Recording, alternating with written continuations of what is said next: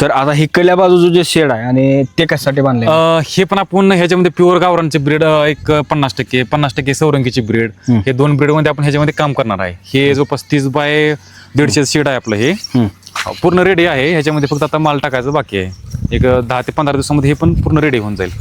आणि अजून आपण इकडे एक अर्धा एकर अजून शेवगा लावला आहे, ते शेवगा पण त्याच्यामध्ये सगळं रेडी होऊन जाईल. बरं, आता हे जे शेड आहे त्यामध्ये तुम्ही फ्युचरमध्ये किती कोंबड्याची कॅपॅसिटी असेल? ह्याच्यामध्ये जवळपास 4 ते 5 हजार कॅपॅसिटी आपली त्याच्यामध्ये आहे.